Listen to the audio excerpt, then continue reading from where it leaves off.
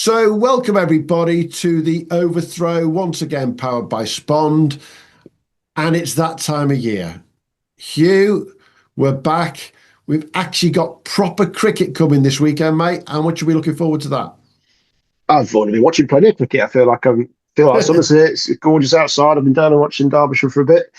It's freezing last week, but yeah, very, very excited. It's like I was just talking about it with my good lady wife. It's like winter finished incredibly quickly, and summer has arrived. It's almost like a switch has switched. Fantastic. It's literally, we don't have spring anymore, do we? We just sort of go straight. Yeah, there's no spring cricket. It's just summer cricket. Here we go. Thank you very much. Yeah, I'm just outside. We're about 20 degrees outside. That's it. That's me set. I'm not putting any trousers on for the rest of the summer. Absolutely. Although, if you were at Derbyshire, you may have seen one or two of the Worcester lads with snoods and all kinds on. Not surprised. It was a bit cold, to say the least, wasn't it? Definitely. Yeah. Hey, we're back, guys, and over the next few weeks, we're going to be up and running with the Premier League Cricket Show to talk all things Premier League. However, there's something bigger than Premier League cricket out there, which we are absolutely in adoration of. And it's the ECB National Club Championship, which, just like the FA Cup, gets started this weekend before the Premier Leagues even start. And we start with preliminary round one. There is quite a lot of games, 34 of them up and down the country. Just to give you some of the examples for those who are listening, Seaham Harbour travelling all the way down to Beverley Town, 2.5 hours drive. Workington driving all the way to Fowl Ridge, 2.5 hours drive. It's only the National Club Championship, Hugh. Well, it's commitment is what it is. It's commitment in a nutshell. Madness to some others. There's a few, obviously, there's some big clubs appear sometimes, at this stage, but generally they pop up a little bit down the road. But there's new clubs coming in, clubs that are chancing their arms. So it's, for some clubs, it's a lovely early season competitive game of cricket, and that's all it is, because they probably just don't quite have the resources to kick on. But doesn't good for them if they do kick on. But yeah, for others, it's potentially it starts on the what are we on the 12th of April, and it ends at Wormsley in hopefully glorious sunshine in September.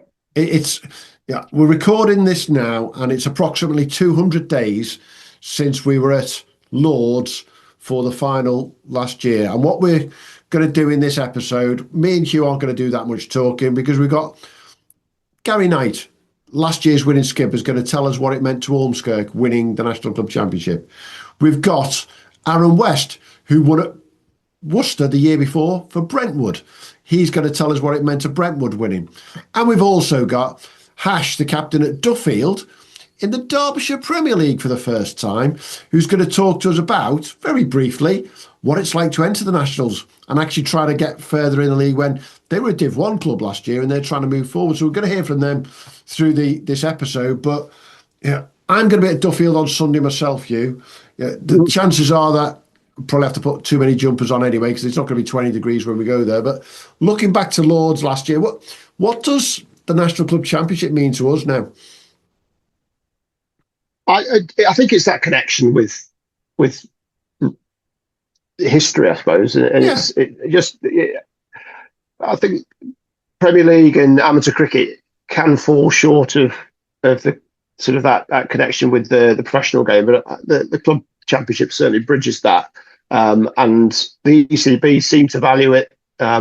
Which can't always be said of certain things, but it seems to be a valuable competition for them, and a really good way of linking in the community. And what we've seen, I think, is the growth of it over the last few years. How many more clubs have we got entering this year? 265 or 66 this year, so it's gone up by another 30 since last year. So it's a growing comp, and it's something that there's eyes are on it, and maybe it's that performances in this competition could lead on to greater things for a few players. Yeah, and I think you're right. I think some clubs will treat it at the very start as almost their pre-season, because it is before any league games. For some of the southern clubs who are playing in the prelim, it's 2 or 3 weeks before they start their actual league in the first place. But then big change. We all know that it can get a bit more excited as they get through it, and all of a sudden they've got those nice long trips on the bus. I mean, we joke about the 2.5 hour drive, but that's what it's all about, testing themselves against other leagues, isn't it? Yeah, yeah. I mean, there's a few games popping up. New Farnley, potentially playing. Am I correct here? Hoylandswain or Tickhill? Is Yeah, that correct? So Hoylandswain are the powerhouse of the Huddersfield League. New Farnley, the powerhouse of the Bradford League.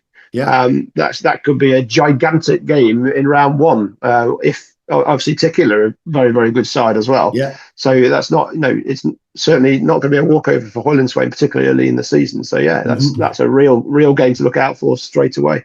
Yeah, most definitely. And I think that's the key, isn't it? That once you get past prelim round one, prelim round two, and into that first round proper, let's be blunt about it. The big boys come in. It's just like the FA Cup. You all of a sudden you could have South North could end up playing Bradford and Bingley, and if they get through, they could end up playing Woodhouse Grange or Richmondshire in the next round. If you go down, it gets south, serious quick, doesn't it? yeah, you go down south to the Midlands, where you've got in Group 8 this year. If Didsbury get themselves all the way through, they could go up against Nolan Dorridge semi-finalists from last year, and you start to then see. Let's be honest, the cream of the crop from all the Premier Leagues getting there. Now, Golden Hill got quite a long way last year. I think they got to the round of 32, maybe even the last 16, I can't remember rightly. So you can get clubs who are not Premier League going all the way. But actually, once you get to that last four, last eight, it's bloody competitive, isn't it? Yeah, yeah. And so just jumping through a few ties here. Exmouth, Wadebridge, prelim 2, yeah. Exmouth, Wadebridge, prelim 2. That's a bit of a spicy one down there. Prestwich, Rainford in prelim 2 as well. Cockney, who always seem to end up playing Spond. That's in a week or so's time. Yeah. Cockney have pretty much got the wood over Spond, but maybe this is the year for Spond to get it done over Cockney. So yeah, there's some great ties just jumping out already, and I just remember from last year just how quickly it was big boy against big boy, but even at this stage. Yeah, exactly. I think of the 265, 66 clubs that are in it, I think approximately 200 are Premier League clubs. I did do the stats. I could look back at them. I haven't got them in front of me. But it's, 80% are Premier League clubs. We do know that there is a bit of a, shall we call it, a dichotomy for the southern clubs, because a lot of the southern clubs might have players who are playing NCCA cricket on a Sunday. So do they get them through the rounds? But look what Penzance did last year. That's a Cornwall club. They play NCCA. They managed to get themselves all the way to the final. So it's a balancing act for some clubs, isn't it? Yeah, yeah. Just jumping down a few more names here. Obviously, there's the Duffield game, Westbridge Fordians, Sleaford, Chesterfield. That's Lincolnshire versus Derbyshire. In the north, Keswick, Goulburn. It's interesting. That's at Keswick just this weekend coming. Whitchurch, Stourbridge as well. Then further down, Chipping Sodbury versus Hatherley, and Reading's Chipping Sodbury. Are they in Whipple 2? Yeah.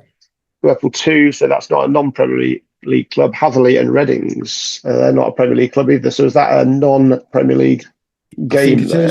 Yeah, is that one of the few non-Premier League games? That'd be an interesting one to see who they end up popping up against. So yeah, there's Roehampton versus Ifield, Sherwood versus Upchurch, and Rustington versus Crawley as well down in the Group 16. So yeah, there's plenty going on. There is, and it's all kicks off this Sunday. So before we talk any more about what's going on in the draw, let's hear from Gary Knight, last year's winner of the 2025 ECB National Club Championship. And I asked him one simple question, which you'll hear, which is, what did it mean to Ormskirk? Because we were there, and when you hear from Gary, you'll get some memories coming back here, Hugh. Absolutely.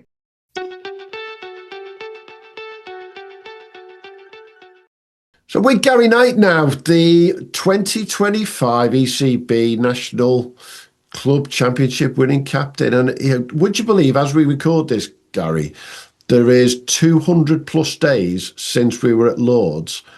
Have you got over it yet? Not really. It still sounds nice. It still sounds nice, that title.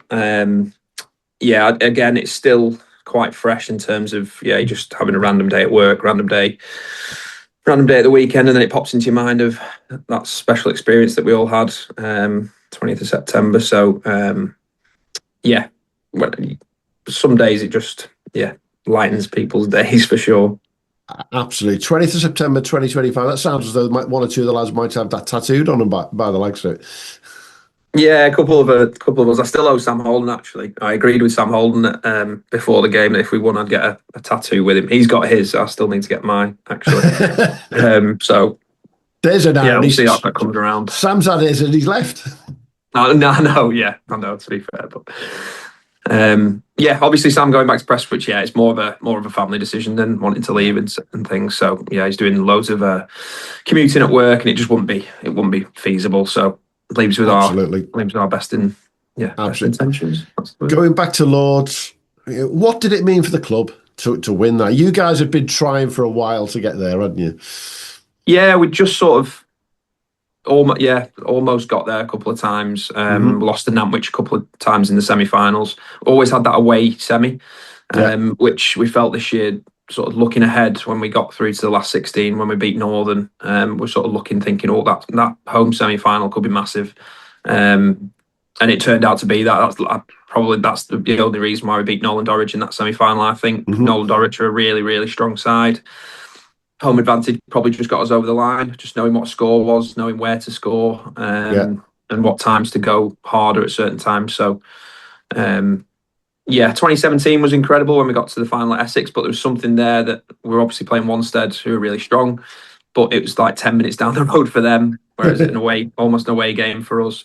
So we felt like a little bit shortchanged when we got there in 2017. I know Northern felt like that in 2014, 15, or 13, 14 when they played Kent, a Kent League side in Kent, and travelled all the way down there. So felt like Lords was a real equaliser. And yeah, just to have it at Lords and have that day out. I would still stand by that the day before was even more special. When we had the training day, I was expecting us just to be an hour and a half, 2 hours, just having a net on the nursery ground, which was incredible in itself. And then when Panzans took over, the staff on the door were just like, just pop into the pavilion like it was nothing. Just chuck your bags upstairs, get yourself used to the place. And we stayed there for a few more hours, and it was just incredible. I can only, I've told this to my non-cricketing friends and family. It can only describe it as like being given the keys to the Vatican and just walk around wherever you want, lads. Shorts and Ormskirk training tops, and just walking around the outfield, etc. So yeah, it's a very surreal place to be. And I think that's how it felt for us from the outside. And it was like a bunch of mates, Ormskirk Cricket Club mates. You'd just been allowed to use it as your inverted commas home ground, and the Penzance lads have been allowed to use it themselves as their home ground. And I mean, both of you have had a bloody long drive to get there, and that made the whole weekend and the whole feel of it far better, basically. Yeah, exactly, and it just made an even more special experience even more special because you only get there. I always go on about our lads. You only get there by winning the early rounds. You only get there by rocking up to pre-season friendlies like we've started this week. Going out in the freezing cold, catching 100 catches every day and things like that, and just doing all the little basics. Certainly not all about collecting trophies at Lords, but just to have that special experience as amateur cricketers. I know obviously there's quite a few of us, both Ormskirk and Penzance, who played second 11 cricket, and a couple who played one stuff, but certainly not. I think George has played there a couple of times, and Toby for the unicorns and stuff, but it certainly wasn't a regular thing for them either. So yeah, just to have that to top off an incredible year anyway, winning the league as well. I thought that was perfect ending really for 2025. Absolutely. And obviously, you've been very successful over the last few years when it comes to the comp, when it comes to the Lancashire Cup. You've done some great stuff over the last few years. This one topped it off by X amount, didn't it? Yeah, I just love our consistency, really. I think it's fully deserved for how consistent, so much work has gone in by a lot of volunteers and players over the last probably 15 years at the club, really. Ian Robinson sort of started that off when he was captain, fed into the Matty Glazer being captain, and got into that final in 2017. And yeah, I think we've just always built year on year, having some challenges in terms of sort of getting our lads through, like the Michael Joneses, Labelles, Hartleys, then Josh Bohannon, and then losing them, having to sort of build that squad back up again, but having that strong core.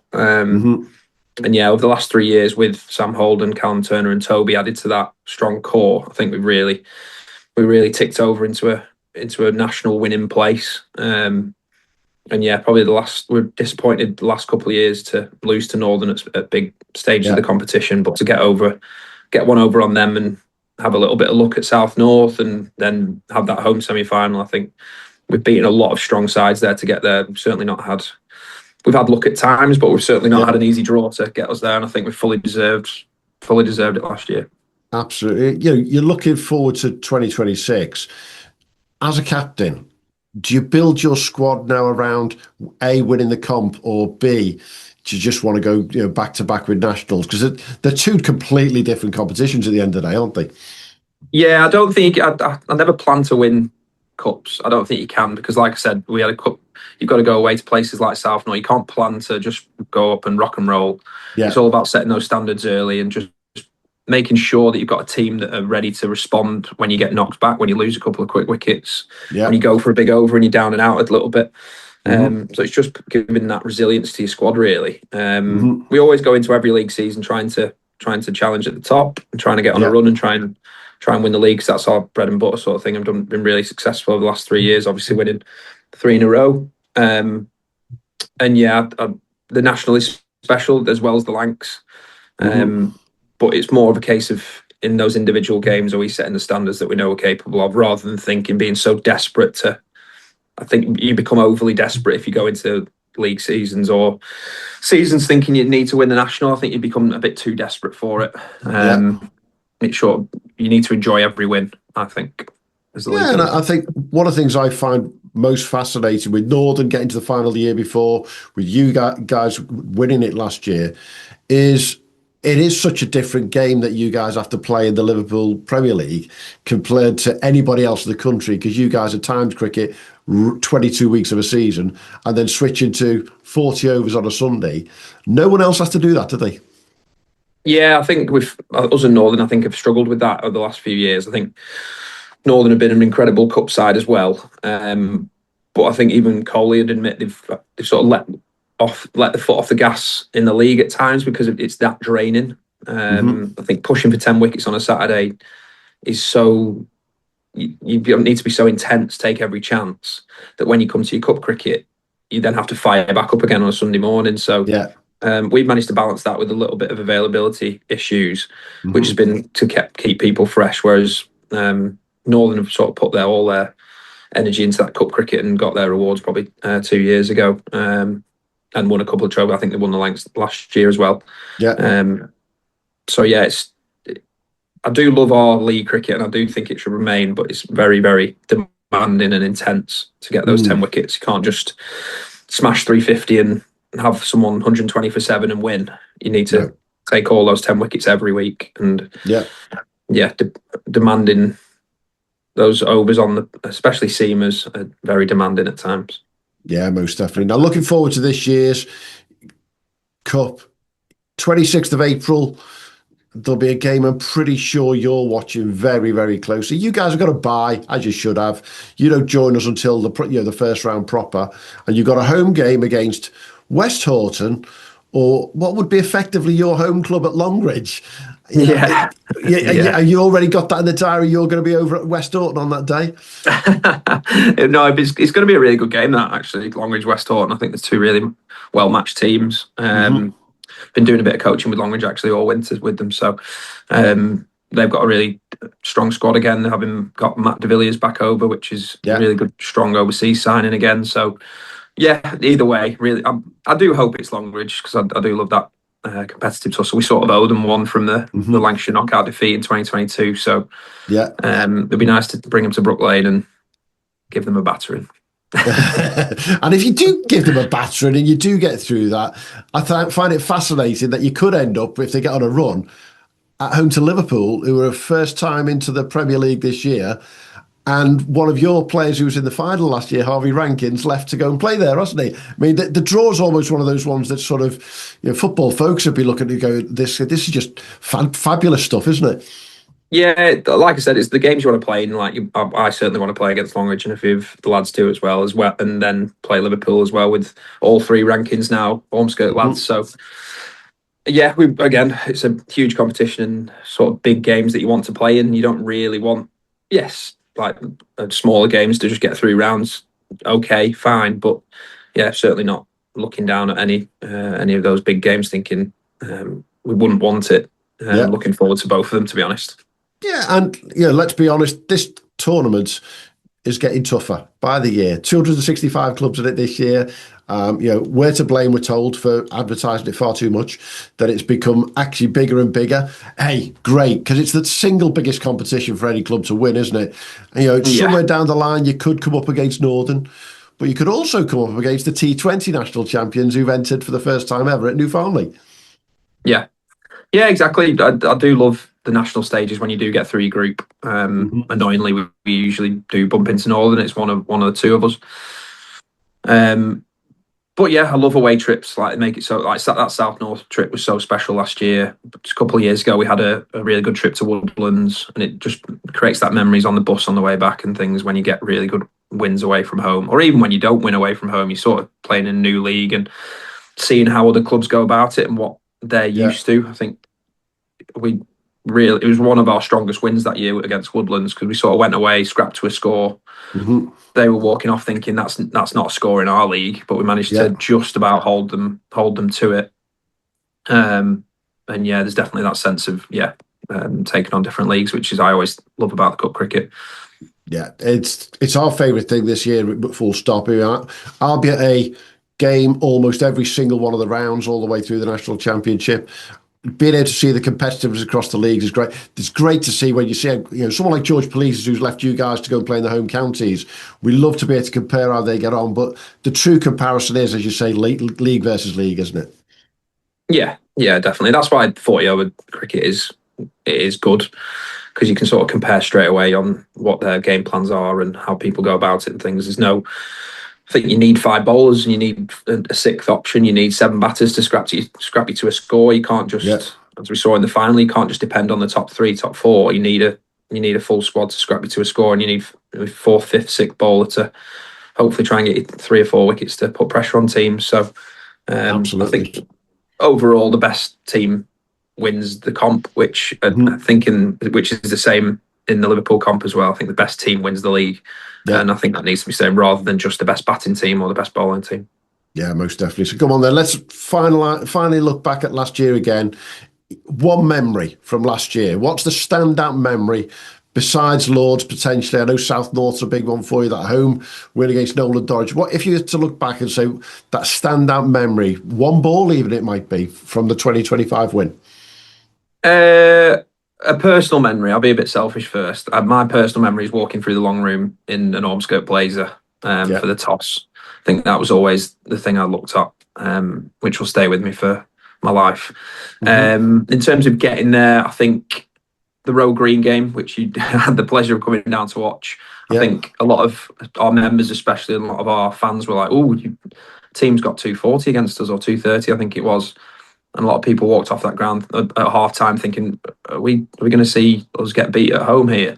And then to win by 9 wickets, I just thought that really rubber stamped our credentials in terms of we can actually go away. Our mindset is good enough to really attack teams, even when we do concede more than we probably should. There's more than one, frankly. South North was an incredible win, incredible experience against a really experienced side. Take nothing away from going up there and beating South North on their own patch. And then Nolan Dorridge were 4 genuine quicks for club cricket, a batting lineup of 7, 8 deep, most of them played county cricket. Just having that home advantage really helps that game. Absolutely. You tell that story there all together, you put it all in a couple of sentences, and it sounds like such an epic journey all the way to Lords and that final day, doesn't it? Yeah, not forgetting we beat Northern in the last 16, which there's a video knocking around of Tom Brown hitting the winning runs and I've thrown my bat up in the air in celebration, just knowing how big it was, beating them at home. So I just think every step of the way, we had Leyland in the first round, who again, a really good young up and coming side. They had he wasn't allowed to play, unfortunately, Luke Hans, who's just broke into England 19, so that shows what they're capable of. So we had a really tough run, but at the same time we sort of just developed and really peaked at the right times. And that's what it's all about, isn't it? You're a couple of days away now from the start of the season, but more importantly, you still got to wait till Sunday, the 10th of May, before you actually walk out onto a pitch as national champions coming out to defend their title. Yeah, we'll be walking out onto every pitch as national champions. Don't you worry about that. Yeah, everyone will be looking to take you down a peg, as they say. That's what happens now, isn't it? But yeah. It was a great day in September and fabulous memories for everyone at Ormskirk, fabulous memories for us. And I'll go back to that Roguery game. I remember what my dad said to me in the car on the way home that day. He went, they'll go all the way. There was something there that day. And it just sometimes these things go your way, don't they? Yeah, definitely. And yeah, it's my job now just to be a pest to all the lads again and just get them up to them standards again, and hopefully and see where we end up, see if we can do it, see if we can get deep again, and see if we can set a stand in the league again, and yeah, have a good summer. Absolutely. We'll be watching, mate. Cheers, mate.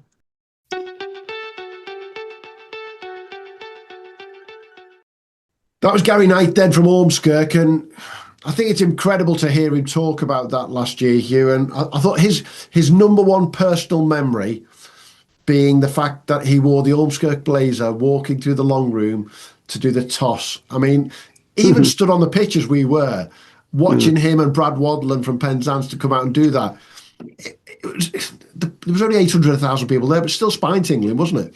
It was, yeah. And I think just the way they managed it, the way they gave us access, thank you very much to Lords, and just made it feel like a real occasion for everybody that was there. And it really, really was. And then you just have to look at the footage, hop on our numerous feeds if you want to scroll back through, and you'll find the footage of last year's game and the year before at Worcester as well, of how much it means to all sides, winners and losers, and how much beer was drunk as well. I think that's the case at every one of these finals, that once one of these clubs gets to it, all of a sudden the fans and the members and the players' families all of a sudden realize, hang on, this is bigger than a normal game that we, week in, week out, there might be 50 around the ground. Then all of a sudden the crowds grow all the way through the rounds, don't they? Yeah, and it's that, you mentioned their families, isn't it? It's all about the families, of what it means to everybody that plays cricket, but it's the connections, the grandparents, the parents, the daughters, the cousins, the uncles, the aunties, they're there, aren't they? Because this is a huge occasion, particularly, who gets to play at Lords? I've never got to play at Lords, and I never will. But I'm just pleased to be there, to be able to walk the hallowed turf. Yeah, and I think one of the things that I find really fascinating is it's not just the clubs who are involved who go along and watch. And the boys from Hornchurch who were there at Lords last year, Gav Griffiths is an ex-Ormskirk player, but they were as thrilled to watch his ex-teammates and ex-club, because it is the biggest final. And it is, with the utmost respect to the Village Cup, this is the pinnacle. The Village Cup is a bit village, isn't it? Can't say more than that. But I can't say anything other than, sorry, Gav, we've got to talk to one of your biggest competitors now. And let's hear from Aaron West from Brentwood, all about what it meant for them to win back at Worcester in 2024.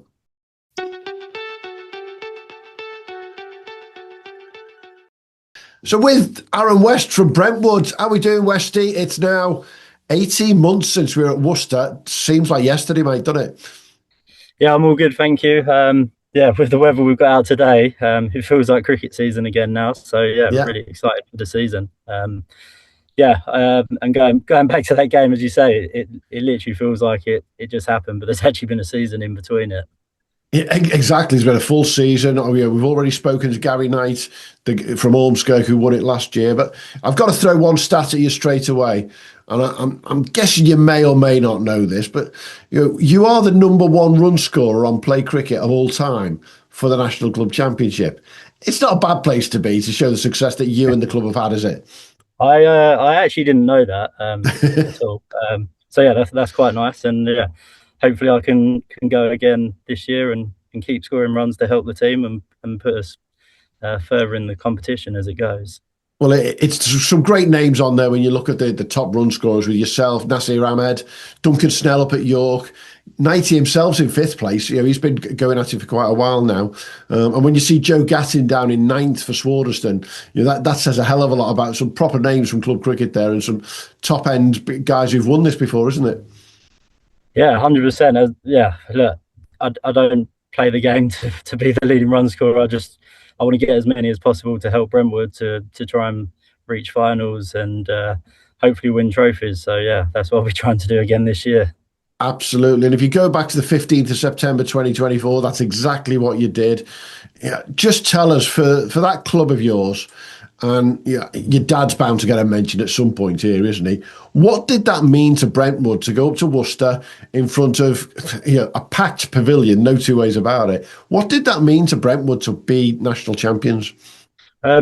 I think, as you say, we've always taken the national quite seriously. It's always been a big ambition to try and win it. To be honest, I didn't quite think we would ever do it, but we have. And I think it's just testament to the team we had. I think if you look at that starting 11, I think 6 or 7 have been playing in that team for over a decade, and probably the whole 11 at least 5 years together. So yeah, it's probably the hard work that everyone's put in over a long period of time, and we finally got the success that we deserve. Hopefully, some people will say. Absolutely. I mean, we go back to that game, and yeah, the scorecard, you guys winning by 9 wickets makes it look like walkover. You know, but it wasn't that way, was it? You know, Northern got to their score of 178 off 40 overs. It was a bit of a battle, and Tyler McGladrey obviously did what Tyler did to get them up there.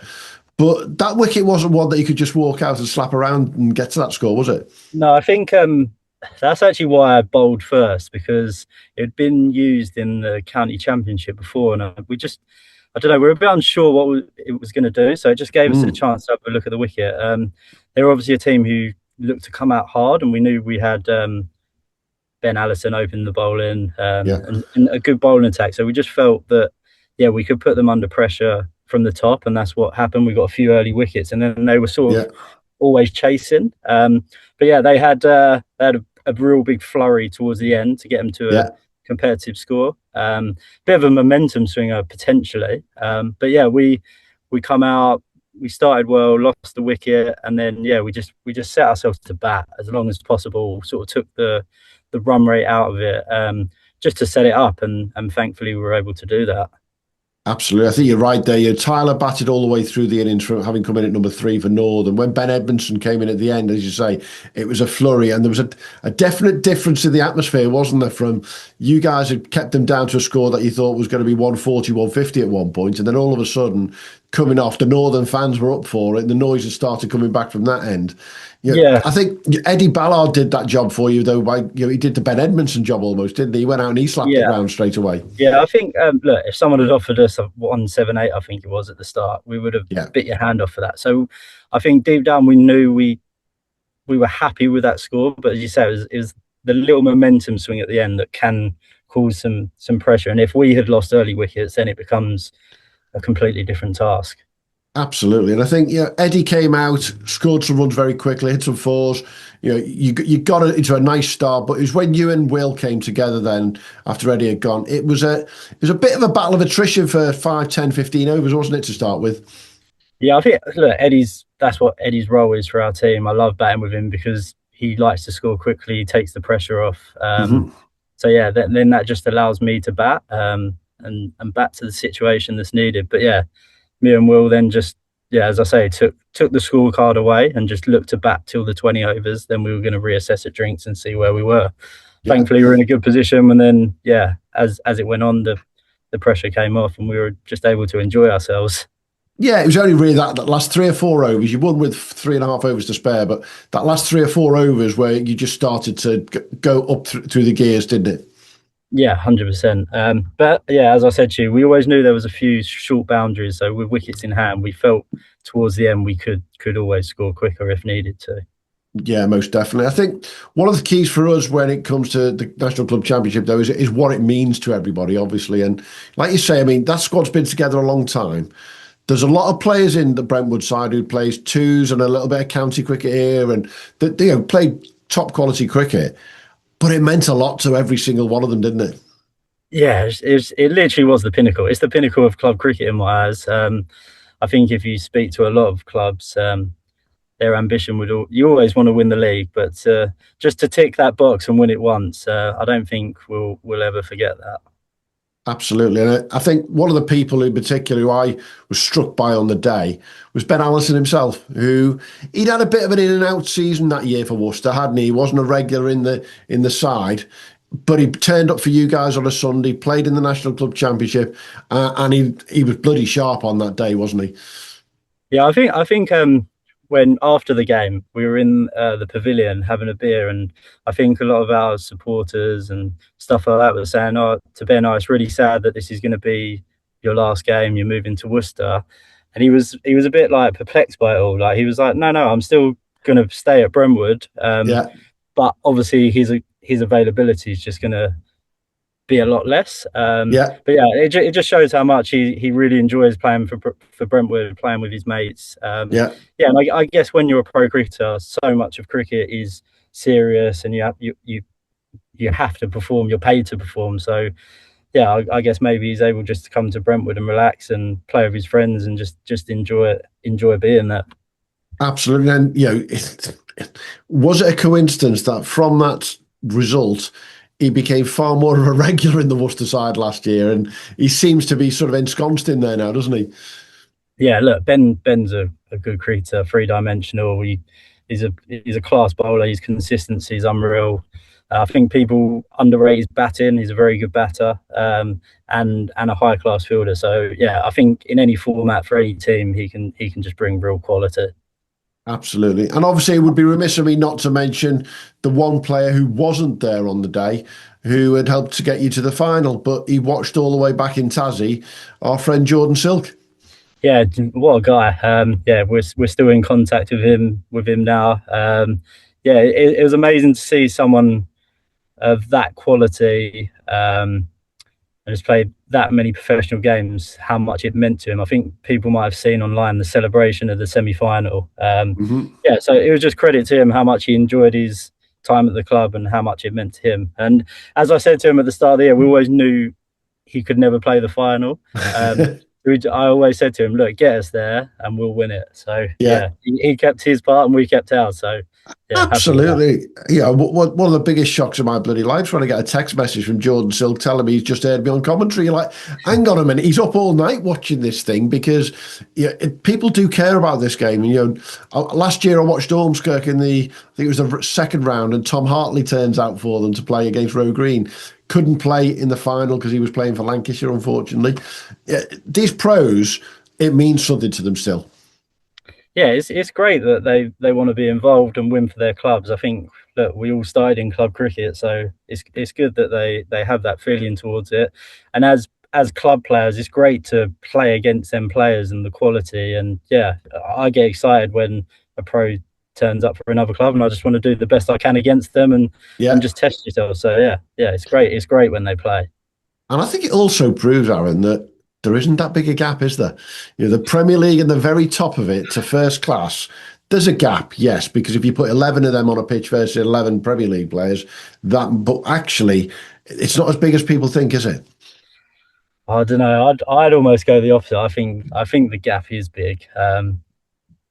Look, I think there's a lot of talented players in club cricket, but these guys are another level, and I think it's just the amount of balls they hit every week, the amount of practice they do. It just makes the gap bigger. But yeah, look, everyone can have their day and everyone can perform against them. And it's a great challenge when you can. I always put it down to one word: it's depth. You put 11 of them on a pitch who are, as you say, hitting balls, bowling balls day in, day out, versus 11 of you guys who've got a day job and then get to train twice a week. You're bound to see a difference, aren't you? If there was a level playing field, might be a different match altogether. Yeah, who knows? Unfortunately, we'll never see that position. But yeah, look, these guys they're all class players. So yeah, absolutely. Just tell us what it meant to the club itself and going back to the club the next day, your dad was an absolute bloody mess on the pitch afterwards. There's no two ways about it, was it? He's heartbeat of the club.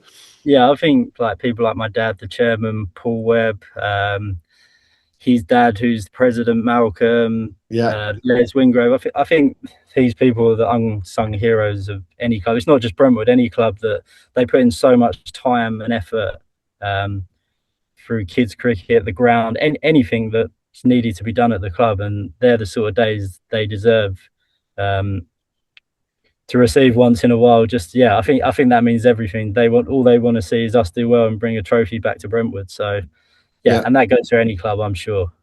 And I go further than that and say, look at all those supporters who travelled up from Brentwood. It was an early day, driving up there. It's not the easiest drive to come around the M25 and all the way up there, obviously. Yeah. But both your fans and the northern fans made enough bloody noise for probably more noise than Worcester see most of the time, I think, to be frank. Yeah, it was a strange one. Obviously, not being at Lords, everyone's like, we'd all love to play at Lords, but it was such a good experience actually coming to Worcester. I felt like we got looked after really well. We stayed in the hotel for 2 nights, and it felt like an away day. It was just a great experience. Look, hopefully we get to play at Lords again one day. Who knows? I'm not sure where the final is this year. You might know more than me. It's at Wormsley on Sunday, the 13th of September. It's unfortunate it's not at Lords, but if you want to find the most beautiful ground in the country, Wormsley's up there, to say the least. It is a great venue. Yeah, a few southern boys are a little bit more local as well, to say the least, definitely. So, but looking forward to this year's competition. You guys, you're in a preliminary round now. You won it 18 months ago. You've been dropped back now. You're in preliminary round 2, and you've got to wait to see who wins between Winchmore Hill and Ramsey, who are the newly promoted into the East Anglia Premier League. Yeah, I saw. I don't know too much about either club, but I saw who the team who won the East Anglian Prem. Is it not Swarsden? The other one is sounds like them. Swarsden. I think their old captain and a couple of them boys maybe have gone there as well. So look, they're going to have some quality players. Again, I don't know much about Winchmore Hill, but I'm sure they're going to be a good side as well. I think it caught us out a bit. A few boys, because our season starts later, sort of booked a pre-season holiday, and then the draw come out and they're a bit surprised. I think a few people scrambling to see if they could change stuff. So we might be a few down. We'll be looking forward to that game, and hopefully the weather's good that early in the season. And I think what's key in your group 14, is there's a bit of a monster clash potentially if you get through that, when you could play another team who've won at Gordeston. That's a proper National Club Championship game, isn't it? Yeah, we've played them a few times in this competition, and they're a proper side. I think Bishop Stortford are looking very strong this year, who are playing them. We're in the same group as Wanstead further down the line. So there's some big teams over. We kind of feel like we've got the group of death, but we came out at the top of the draw, so we've got a complete home run. So I think you can always try and use that to your advantage. Never a given, but look, to win it, you've got to beat good teams. I think the year we won it, we beat 3 or 4 previous winners. So we'll just have to take that challenge again. I think that's the key. There's 265, 266 teams in this year, of which 200 are Premier League clubs. So you're playing against the best of the best in the country anyway. And once you get into that round 1 and past those little preliminaries, it's just all Premier League, apart from the odd 1 or 2 that have popped through, isn't it?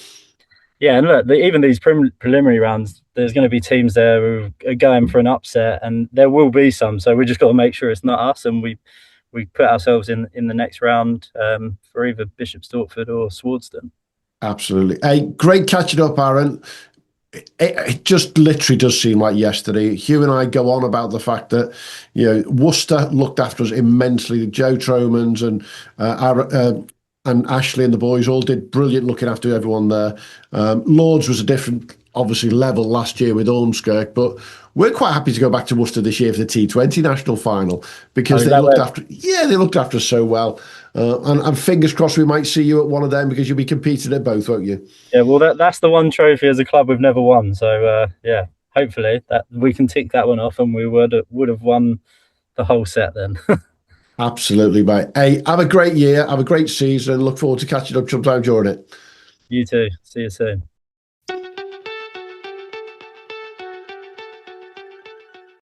Westy, brilliant time. He had that was a cracking innings that we watched Westy have with Mr. Buttleman at Worcester.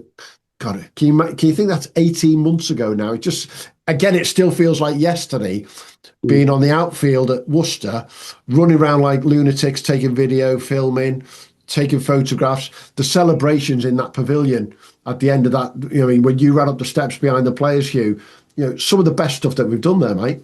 Yeah, well, just it's all instinctive, and the crowd reaction, from both days was instinctive, and and the players like Will Butterman and Aaron West, players with serious cricketing credentials. It means as much as anything else, doesn't it? It means more than professional games of cricket. It means everything. But yeah, that was a real battle that day. A real battle. I think the scoreline probably showed that Brentwood actually had much better of the day, but it wasn't like that if you were there. It really wasn't, and it tipped it down about a minute after it finished as well, which was nice. Yeah, and you talk about what it means to people. That was the classic day. We watched Ben Allison, Worcester professional, coming running in for Brentwood like it was just a normal one-day cup. But then look who was watching the whole game overnight from Tasmania. Mr. Jordan Silk had got them to the final with an incredible innings in the semi-final that year, and there's Silky watching the game all the way from Australia on WhatsApp to the boys afterwards, and just proving that it does mean more, doesn't it? Yeah. And having Ben Allison chop it in, Worcestershire Pro showed you the importance of the event, and the fact that he was being allowed to play was absolutely fantastic. Yeah, and made the difference. Yeah, it did make a difference. I think one of the things that's interesting to me is it doesn't matter how many Premier League games we talk about, doesn't matter how many Premier League games we look at on video. The memories from Lords last year, the memories from Worcester the year before, for us, they're embedded there now, aren't they? Because these were proper big games, proper big crowds, both sets of players battling like nothing else. And I personally believe as good a cricket games as I've seen each year. Yeah. I mean, they're probably the two of the best cricket games I've seen. That one, and we had the 100 Cup final at Derbyshire between Spond and Ormskirk, I think it was, in September. It was as good a cricket match as I saw all last year, probably August time. And the thing with the modern world is we're losing a connection between the sporting professional and the average day punter. It is, with the shift in the Premier League and money coming left, right, and centre, and players choppering into different franchises all over the world, that personal connection is going, but it's quite easily found in these kind of games. Whether it's non-league football or whatever, or even low division football, and it's still there at county cricket level, but it has the potential to go, but it's certainly there. ECB Premier League and the National Cup, isn't it? And it doesn't mean that cricket's any worse. It's great. Absolutely. I think that's the perfect opportunity to talk to Hash at Duffield about what it means to them to, they're a Premier League club this year for the first time, but they make the big step into the National Club Championship and play Westbridge Fordians on Sunday. Fingers crossed the weather's not too bad, and see how they get on there.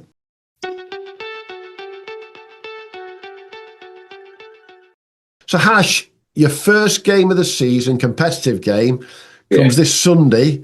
Westbridge Fordians, as Duffield give it a go in the National Club Championship. How are you looking forward to that? Well, we are. We've got a friendly the day before as well, so we're trying to build that team towards the National Cup game. Obviously, we've not been part of the National Cup. Yeah, we're definitely looking forward for it, and the ground's looking as good as ever. It's something, first time in the Premier League for you boys. So, to go into the national comp as well, it's something different, isn't it? The potential, some nice road trips, depending on where you get to. Yeah, it is. And that's one of our bigger goals this year, to do well in cup games, as well. It'll be nice to see how far we get. Absolutely. And then, cup.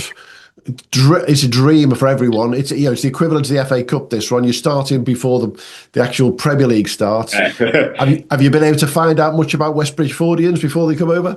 Not really. I've seen on the socials they see someone I've played against quite a bit. Okay. And yeah, we've never played against them before, so don't really know much about it. We've got pretty much a full side out, which is nice. And then obviously, if you do get through the next couple of rounds, the chances of coming up against Ockbrook or Chesterfield. It's great to see the big boys from the Prem in there, because not every club from every Prem enters.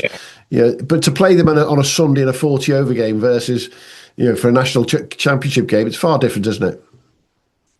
It is, yeah, it is. It'll be a good challenge. It'll definitely be a good challenge. But it's obviously at the end of the day, it's going to be on a Sunday, so you're trying to get your strongest team out, and the boys do the work. It's a shorter game. Obviously, it's 40 overs. So I think whoever does well on that day, just get through. Well, we'll have the privilege. I'm going to be with you guys on Sunday for that first game. It'll be my first competitive game of the season. It'll be my first game to watch competitively. It'll be a little bit colder than the temperature is today, unfortunately. But we look forward to it, because, as you say, Duffield will look sparkling on the day. Yeah, look forward to seeing you Sunday. Thank you, mate.